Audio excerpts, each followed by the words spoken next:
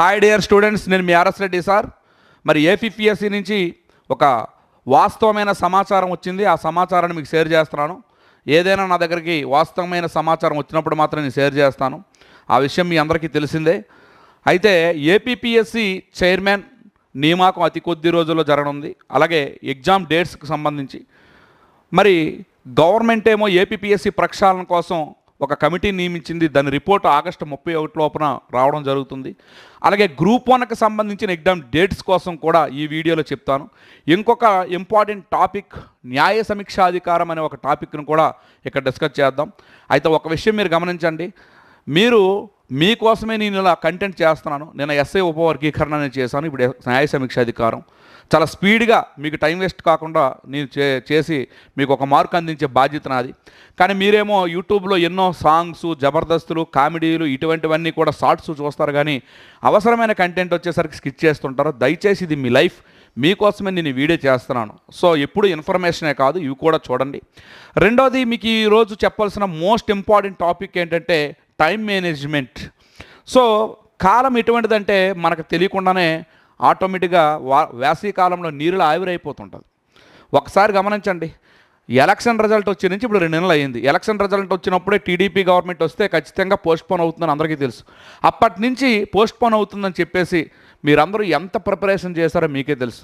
Last week ఏం చేసావు, ఈ మంత్లో ఏం చేసావు, గత 2 నెలల నుంచి ఏం చదివావో నిన్ను నువ్వు ప్రశ్నించుకో. ఎందుకంటే టైం అనేది ఎలా ఉంటుందంటే, ఒక విషయం చూడండి, మీరు ఒక గడియారం వైపు చూస్తూ ఒక నిమిషం ఎప్పుడవుతుందా అని ఆలోచించండి. అది అలా చూసే కొలిది 60 సెకండ్లు దాటేసరికి చాలా టైం ఎక్కువగా కనిపిస్తుంది, ఒక నిమిషంగా విభజించేసరికి. అదే ఒక గంటను చూడండి, చాలా టైం అనిపిస్తుంది. అదే మీరు పట్టించుకోకుండా ఉంటే ఒక రోజు ఎప్పుడైపోతుందో తెలీదు, ఒక నెల ఎప్పుడైపోతుందో తెలీదు, ఓకే, ఒక వారం ఎప్పుడైపోతుందో తెలీదు. సో 2 నెలలు ఎలా అయిపోయిందో కూడా తెలియదు. కానీ నువ్వేం చదివావో నీకు తెలియదు. సో అందుకే మీరు ప్రిపరేషన్లో చేయాల్సిన ప్రధానమైనది ఏంటంటే రోజువారీ షెడ్యూల్. నేను ఒక మంచి ప్రణాళికను రూపొందించాను. రోజువారీ ఈ టార్గెట్ని చదివి తర్వాత రోజు ఎగ్జామ్ రాయాలి. మీరు కోర్సులో జాయిన్ అవ్వకపోయినా మీ ప్లాన్ ఆఫ్ యాక్షన్ మాత్రం పర్ఫెక్ట్గా ప్రతిరోజు ఎగ్జామ్ వరకు కూడా ఎవరైతే కన్సిస్టెన్సీ ప్రిపరేషన్ చేస్తారో వాళ్ళే విజేతలు. మీకు ఆ షెడ్యూల్ కావాలంటే 9491601342కు వాట్సాప్ చేసి షెడ్యూల్ అని పెట్టండి, మీకు పంపిస్తాను. సో జీవితంలో ఒకేసారి వస్తుందండి ఒక అవకాశం. ఈ అవకాశాన్ని మీరు ఆటోమేటిక్గా చేజార్చుకోకండి. ఇంకో విషయం ఏంటంటే, మీరు ఆల్రెడీ నోటిఫికేషన్ కోసమే 2-3 సంవత్సరాలు చూసిన వాళ్ళు అందరూ కూడా అది వచ్చింది. తర్వాత ప్రిలిమ్స్ ఎగ్జామ్ అవుద్దా లేదా అయ్యింది. 92,000 మందిని ఎంపిక చేశారు 1:100లో. ఇవన్నీ అయ్యి ఎగ్జామ్ డేట్స్కి వచ్చేసరికి గవర్నమెంట్ మారి ఏపీపీఎస్సీ ప్రక్షాళన. సార్ వాస్తవంగా ఏపీపీఎస్సీ ప్రక్షాళన జరిగిన తర్వాత ఎగ్జామ్ పెట్టడమే మీ అందరికీ చాలా మంచిది కూడా. మీకు తెలియదు, కానీ దీని ప్రతిఫలాలు తర్వాత తెలుస్తాయి. ఎందుకంటే ఆల్రెడీ ఏపీపీఎస్సీలో జరిగిన అవినీతి ఇవన్నిటి కోసం గవర్నమెంట్ క్లియర్గా అక్కడ చెప్పింది కనుక ఇవేవీ లేకుండా కొత్త బోర్డు, కొత్త చైర్మన్, కొత్త కార్యదర్శి మంచిగా ఒక ట్రాన్స్పరెన్సీగా జరిగినప్పుడు మాత్రమే నీకు ఆటోమేటిక్గా నువ్వు చదివిన దానికి మంచి ఐడెంటిఫికేషన్, అంటే నీ యొక్క సామర్థ్యం మేరకు ఉద్యోగం వస్తుంది. మరి అందుకే మంచి అవకాశం మీకు వస్తుంది. అయితే ఈ యొక్క ఇన్ఫర్మేషన్ చెప్తాను, గుర్తుంచుకోండి. ఏపీపీఎస్సీ చైర్మన్ మరొక వారం రోజుల్లోపే నియామకం జరిగిపోతుంది. ఈ నియామకం జరిగిన వెంటనే తీసుకున్న నిర్ణయాలు ఏంటంటే, ఒకటి, గ్రూప్ 1 ఎగ్జామినేషన్ కూడా 1:100 ఇచ్చే అవకాశాలు కనిపిస్తున్నాయి. డేట్స్ అయితే జనవరి తర్వాత, అంటే దీనిలాగే గ్రూప్ 2 లాగే డేట్స్ మెన్షన్ చేయకుండా వాయిదా వేసే అవకాశం ఉంది. నెక్స్ట్ ఎగ్జామ్ డేట్స్ గ్రూప్ 2కి సంబంధించి మనకి ప్రధానంగా ఒకటేసారి ఆగస్టు 31న ఏదైతే కమిటీ ఉందో దాన్ని నెక్స్ట్ బడ్జెట్ సమావేశాల్లో చర్చిస్తారు. అక్కడ ఈ స్పీడ్గా వేగవంతంగా ఈ ప్రాసెస్ కంప్లీట్ అయ్యి రాష్ట్రపతికి దీనికి సంబంధించి ఏదైతే ఉందో ఇక్కడ ఏపీపీఎస్సీకి సంబంధించినవి ఆ యొక్క అర్జీని పెట్టి వేగంగా క్లియర్ చేస్తే నవంబర్ ఎండింగ్లో ఎగ్జామ్ అయిపోతుంది. ఈ ప్రాసెస్ లేట్ అవుతుంది. ఆ విషయం గమనించుకోండి. ఎట్టి పరిస్థితుల్లో కూడా ఈ కమిటీ రిపోర్టు బట్టి ఆధారపడి ఉంటుంది. మరి గవర్నమెంట్ కూడా వేగంగా చేయాలని ఆలోచనలో ఉంది. అలాగే గ్రూప్ 1 2018-2022కి సంబంధించి జరిగిన ఇక్కడ అక్రమాలు ఇవన్నింటినీ కూడా రాష్ట్రపతికి పంపించి ఇక్కడ పరిస్థితిని వీళ్ళు ఫుల్ ట్రాన్స్పరెన్సీగా కొత్త బోర్డుని తీసుకురావాలన్న ఆలోచనలో ప్రభుత్వం ఉంది. సో ఈ యొక్క కమిటీని సెప్టెంబర్లో డిస్కస్ చేసిన తరువాత మనకి వెంటనే అక్కడ ఓకే అయిపోయింది అనుకోండి, October, November. So November ending కల్లా ఎగ్జామ్ అయిపోయే అవకాశం ఉంది. మీరు టైంని అలా వేస్ట్ చేసుకుంటూ ఎప్పుడు అవుతుందా ఏంటని చూడకండి.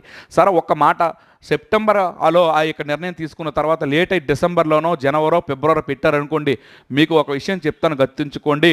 గ్రూప్ 2 మెయిన్స్ 4 సబ్జెక్టులు డైనమిక్ సబ్జెక్టులు. తల చదివితే తోక మర్చిపోతావు, తోకకి వెళ్తే తల మర్చిపోతావు. సో నిరంతరం సాధన చేస్తూనే ఉండాలి, నిరంతరం ప్రాక్టీస్ చేస్తూ ఉండాలి. ఈరోజు చదివింది ఈ ఎగ్జామ్ రాసి దాంట్లో తప్పులు తెలుసుకుని ఉండాలి. ఇలా ఇంకా కరెంట్ డేటాకు వచ్చేసరికి ఎకానమీ ఎస్.అంటే అన్లిమిటెడ్ కరెంట్ డేటా వచ్చేస్తూ ఉంటుంది. సో అందువల్ల ఎగ్జామ్ డేట్స్ కోసం ఇంకా ఆలోచించకుండా మీ ప్రిపరేషన్ చేయండి. మోస్ట్లీ పాసిబుల్ అయితే మాత్రం మనకి నవంబర్ ఎండింగ్ లోపే అయిపోయే అవకాశాలు ఉన్నాయి. Okay sir. So next, so ఈ విధంగా ఏపీపీఎస్సీ చైర్మన్ నియామకం అయితే జరిగిపోతుందంట. మరి ఇప్పుడు మనం న్యాయ సమీక్షాధికారాన్ని కోసం డిస్కస్ చేద్దాం. ఏంటి సార్ ఈ న్యాయ సమీక్షాధికారం? 13(2) ఆర్టికల్ ప్రకారం మనం పరిశీలిస్తే ఆర్టికల్ 13 సబ్ క్లాస్ 2 ప్రకారం ప్రభుత్వం ఏదైతే ఉందో ప్రాథమిక హక్కులకు విఘాతంగా పార్లమెంటు ఎట్టి పరిస్థితుల్లో చట్టాలు చేయరాదు, అలా చేసిన చట్టాలు చెల్లవు అని చెప్పే అధికారమే న్యాయ సమీక్ష అధికారం. సాధారణంగా మనకి 3 రకాల వ్యవస్థలు ఉన్నాయి: కార్యనిర్వాహక వ్యవస్థ, శాసన నిర్వాహక వ్యవస్థ, న్యాయ వ్యవస్థ. శాసన నిర్మాణ వ్యవస్థ అంటే పార్లమెంట్. ఈ పార్లమెంట్లో చట్టాలు చేయబడతాయి. శాసనాలు అంటే ప్రజలందరికీ అవసరమైన చట్టాలు, మారుతున్న పరిస్థితులకు అనుగుణంగా ఎటువంటి చట్టాలు అవసరమో చేయబడతాయి. ఈ చట్టాలను అమలు చేసేది కార్యనిర్వాహక వర్గం. మంత్రిమండలి, ప్రధానమంత్రి, రాష్ట్రపతితో కూడిందే మనకి ఈ యొక్క కార్యనిర్వాహక వర్గం, ఎగ్జిక్యూటివ్ బాడీ. అయితే న్యాయశాఖ, ఈ న్యాయశాఖ ఏం చేస్తుందంటే రాజ్యాంగానికి లోబడి మరియు అదేవిధంగా ప్రాథమిక హక్కులు, ప్రజలకు ఇచ్చిన ప్రాథమిక హక్కులకి విఘాతంగా ఏవైనా చట్టాలుంటే దానిని రద్దు చేసే అధికారాన్ని కలిగి ఉంటాయి. అదే న్యాయ సమీక్ష అధికారం. మరి అమెరికా దేశం నుంచి ఈ న్యాయ సమీక్ష అధికారం తీసుకున్నాం. మరి ఈ యొక్క స్వతంత్ర న్యాయ వ్యవస్థలో భాగంగా మనము ఈ యొక్క 13(2) ఆర్టికల్ అనేది న్యాయ సమీక్ష కోసం తెలియజేస్తుంది. మరి ఇంతకీ న్యాయ సమీక్ష అధికారం భారతదేశంలో ఏ విధంగా ఉపయోగించబడిందని చూస్తే 1951లో మొట్టమొదటిసారిగా శంకరీ ప్రసాద్ అనే కేసులో న్యాయ సమీక్షాధికారం అనే దానికోసం తొలిసారిగా ఆ కేసులో ప్రస్తావించడం జరిగింది. న్యాయ సమీక్షాధికారం కోసం తొలిసారిగా ఏ కేసులో ప్రస్తావించబడిందంటే శంకరీ ప్రసాద్. ఎందుకు సార్ అంటే ఈ కేసులోనే 1వ రాజ్యాంగ సవరణ 1951ని సుప్రీంకోర్టులో శంకరీ ప్రసాద్ ప్రశ్నించాడు. ఎలా రాజ్యాంగ సవరణ చేశారని. ఈ రాజ్యాంగ సవరణ చేయడానికి కారణం ఏంటంటే బీహార్లో భూసేకరణ చట్టం అనే ఒక చట్టాన్ని తీసుకొచ్చిన బీహార్ ప్రభుత్వం కామేశ్వర సింగ్ అనే ఒక వ్యక్తి భూమిని ఆక్రమించుకుంటుంది. ఆ కామేశ్వర సింగ్ సుప్రీంకోర్టుకు వెళ్ళి ఆస్తి హక్కు ప్రాథమిక హక్కు అయినప్పుడు నా ఆస్తి నేను ఇవ్వను, మరి నా ఆస్తిని ఎలా ఈ సేకరణ చట్టం ద్వారా తీసుకుంటారు, ఇది ప్రాథమిక హక్కులకు విఘాతం అని చెప్పి సుప్రీంకోర్టులో కేసు వేస్తే సుప్రీంకోర్టు భూసేకరణ చట్టాన్ని రద్దు చేసేసి ఆ యొక్క కామేశ్వర సింగ్ భూమిని ఇప్పించేస్తుంది.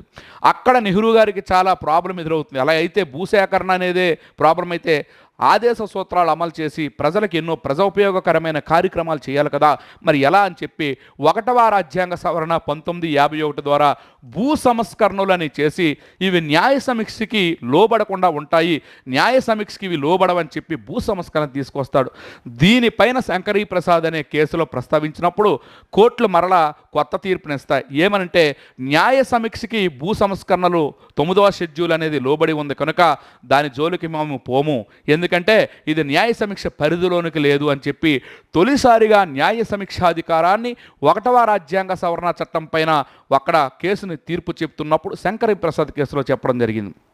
అయితే ఇదే కేసుని 1967లో గోలక్నాథ్ అనే కేసులో మరలా ప్రస్తావించేటప్పుడు అప్పుడు కొత్త తీర్పు ఏంటి సార్ అంటే పార్లమెంట్ ఏదైతే ఉందో ఆ పార్లమెంటుకు ఈ యొక్క ప్రాథమిక హక్కులను సవరించే అధికారం లేదని, న్యాయ సమీక్షాధికారం చాలా ఉన్నతమైనదని, ఎట్టి పరిస్థితుల్లో పార్లమెంటుకు ప్రాథమిక హక్కులను సవరించే అధికారం లేదు అనే తీర్పునిపిస్తూ న్యాయ సమీక్షకి చాలా ఉన్నతమైన పవర్స్ అనేది ఈ కేసులో మనకి ప్రస్తావించడం జరిగింది.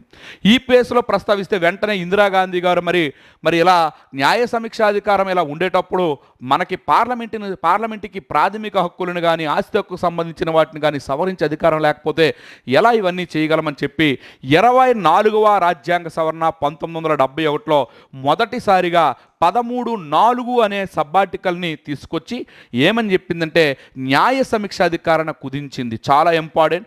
తొలిసారిగా న్యాయ సమీక్షాధికారాన్ని కుదించేది, దాని యొక్క విలువను తగ్గించేది ఏ రాజ్యాంగ సవరణ అంటే 24వ రాజ్యాంగ సవరణ. ఏమని చెప్పిందంటే 13(4) అనేది పెట్టి 368 రాజ్యాంగ సవరణ ద్వారా చేసే చట్టాలు అనేవి న్యాయ సమీక్ష పరిధిలోనికి రావు. సాధారణంగా ప్రభుత్వం సాధారణ మెజార్టీతో చేసే శాసనాలు, చట్టాలు, లా, బైలా, ఆ రెగ్యులేషన్, నోటిఫికేషన్లే న్యాయ సమీక్ష పరిధిలోకి వస్తాయి. కానీ 368 ద్వారా చేసేవేవి రావు అని చెప్పి, సో 368 ద్వారా చేసే రాజ్యాంగ సవరణలు ఏవి కూడా న్యాయ సమీక్ష పరిధిలోనికి రావు అని చెప్పి ఈ యొక్క ఇందిరాగాంధీ గారు ఈ సవరణ చేశారు. మరి దీనికి సంబంధించి కేశవానంద భారతి అనే కేసులో ఏం జరిగిందంటే, కేశవానంద భారతి అనే కేసు 1973లో వచ్చింది. ఈ కేసులో భాగంగా వచ్చేసరికి ఇక్కడ భిన్నమైన తీర్పులు వచ్చాయి. పార్లమెంటుకి ప్రాథమిక హక్కులను సవరించే అధికారం ఉంది, రాజ్యాంగ మౌలిక స్వరూపాన్ని మాత్రం దెబ్బతీయరాదు. అయితే న్యాయ సమీక్షకి మాత్రము ఖచ్చితంగా అత్యంత విలువ ఉంటుంది కనుక మరలా న్యాయ సమీక్ష అనే దాన్ని పునరుద్ధరించడం జరిగింది ఈ కేసులో. న్యాయ సమీక్ష అనేది సుప్రీంకోర్టు, హైకోర్టుల స్వతంత్రత. సో ఇది మాత్రం 1971లో 24వ రాజ్యాంగ సవరణ ద్వారా తీసుకొచ్చిన దీన్ని రద్దు చేస్తూ న్యాయ సమీక్షను మరలా పునరుద్ధరించింది కేశవానంద భారతి కేసులో. ఇవన్నీ ఇలా కాదు, ఈ న్యాయ సమీక్ష ఉన్నంత వరకు నాకు ఈ తలనొప్పి అని చెప్పి 42వ రాజ్యాంగ సవరణ 1976లో 42వ రాజ్యాంగ 1976లో ఇందిరాగాంధీ గారు కంప్లీటెడ్గా న్యాయ సమీక్ష అధికారాన్ని మొత్తం లేపేశారు. అసలు న్యాయ సమీక్ష అధికారమే లేదు కోర్టులకు ఎట్టి పరిస్థితిలో అని చెప్పేసి. మరి దేశం మొత్తం గల్లోలమైపు ఇదేంటి సుప్రీంకోర్టు, హైకోర్టులకు ఉండే న్యాయ సమీక్ష అధికారమే లేకుండా చేసిందని చాలా ఇంపార్టెంట్.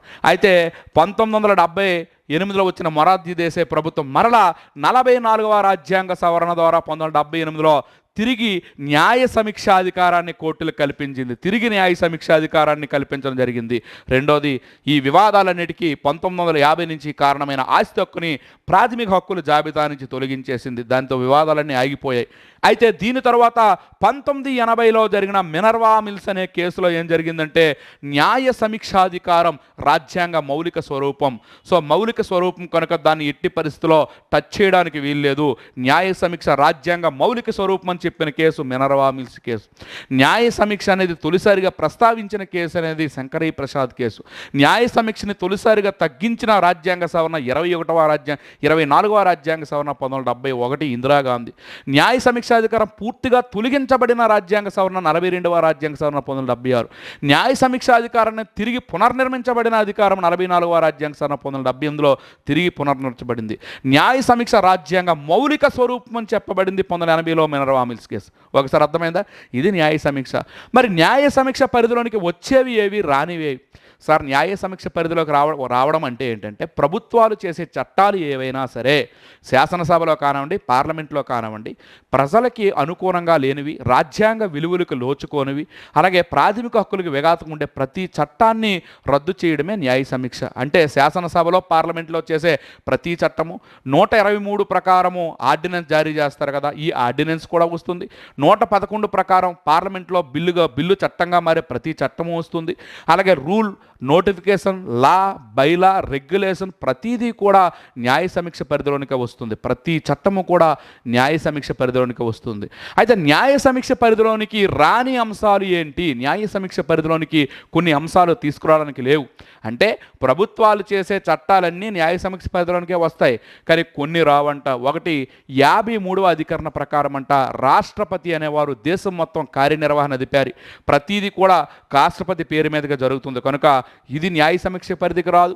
అలాగే రాష్ట్రపతికి సహాయంగా 74 ప్రకారం, అలాగే 77, 78 ప్రకారం ప్రధానమంత్రి, కేంద్ర మంత్రిమండలి ఉంటుంది. వాళ్ళ మధ్య జరిగే వ్యవహారాలు రాష్ట్రపతికి ప్రధానమంత్రి సలహా సహకారాలు అందించినవి కానివ్వండి, వీళ్ళు ఈ యొక్క 74, 77, 78 ప్రకారం జరిగే ఏది కూడా న్యాయ సమీక్ష పరిధిలోనికి రాదు. అలాగే 82వ అధికరణ ప్రకారం నియోజకవర్గాల పునర్విభజీకరణ కూడా న్యాయ సమీక్ష పరిధిలోనికి రాదు. 105 ప్రకారం పార్లమెంటుకు సంబంధించిన అధికారాలు, హక్కులు, అది కూడా న్యాయ సమీక్ష పరిధిలోనికి రాదు. 122 ప్రకారం పార్లమెంటు జరిగే కార్యకలాపాలకు సంబంధించి పార్లమెంట్లో జరిగిన ఏ విషయాన్ని కూడా న్యాయస్థానాల్లో విచారణ జరపరాదు, ఇది కూడా రాదు. సేమ్ అసెంబ్లీలో జరిగిన విషయాలు ఇవి కూడా ఏవైతే ఉన్నాయో గవర్నర్, మరి అదేవిధంగా ఇక్కడ శాసనసభకు సంబంధించిన ఏవి కూడా రావు. అలాగే 262 ప్రకారం నదీ జలాల ట్రిబ్యునల్ ఏవైతే ఉన్నాయో ఈ యొక్క నదీ జలాల ట్రిబ్యునల్ కూడా రావు. అలాగే 368 ప్రకారం చేసే రాజ్యాంగ సవరణలు ఏవైతే ఉన్నాయో ఆ రాజ్యాంగ సవరణ కూడా న్యాయ సమీక్ష పరిధిలోనికి రావు. అలాగే ఎస్సీ ఎస్టీలకు సంబంధించి 5వ 6వ షెడ్యూల్స్ ఏవైతే ఉన్నాయో ఈ 5వ 6వ షెడ్యూల్స్ కూడా న్యాయ సమీక్ష పరిధిలోనికి రావంట, న్యాయ సమీక్ష పరిధిలోనికి రావు. అలాగే 361 ప్రకారం మనకి రాష్ట్రపతి, గవర్నర్, ప్రథమ పౌరులు కనుక వాళ్ళకు సంబంధించిన విచక్షణాధికారాలు కూడా న్యాయ సమీక్ష పరిధిలోనికి రావు. ఇలా ఇవి న్యాయ సమీక్షకి ఎట్టి పరిస్థితుల్లో పరిధిలోనికి రాకుండా చేయడం, అంటే ఇవి న్యాయ సమీక్షకి నోచుకోవు. అలాగే 9వ షెడ్యూల్లో భూభాగం ఏదైతే ఉందో ఈ యొక్క భూ సంస్కరణలకు సంబంధించి భూ సంస్కరణలు ఏవైతే ఉన్నాయో ఇది కూడా న్యాయ సమీక్ష పరిధిలోనికి రాదు. న్యాయ సమీక్ష పరిధిలోనికి వచ్చిన వాటిపైనే మనం సుప్రీంకోర్టు, హైకోర్టులో రిట్టులు జారీ చేయమని అడగొచ్చు, వాటిపై కేసు వేయవచ్చు, వీటిపై వెళ్ళడానికి లేదు. ఓకే, అర్థమైందండి. సో మంచిగా సమయాన్ని ఉపయోగించుకొని ప్రిపరేషన్ చేయండి. రోజుకొక మంచి వీడియో చేస్తాను. మరి త్వరలో ఆల్రెడీ చెప్పాను కదా ఎడిటోరియల్ కాలం, సో న్యూస్ పేపర్లో వచ్చిన మంచి ఎడిటోరియల్ కూడా చేద్దాం. అలాగే ఇంపార్టెంట్ సైన్స్ అండ్ టెక్నాలజీ, ఆ ఏపీ హిస్టరీలో మంచి ఇటువంటి ఇంపార్టెంట్ టాపిక్లు కూడా చూద్దాం. మరి బాగా చదివి మీరు అనుకున్న లక్ష్యాన్ని సాధించండి. మీకు తోడుగా మీ RS Reddy sir. Thank you.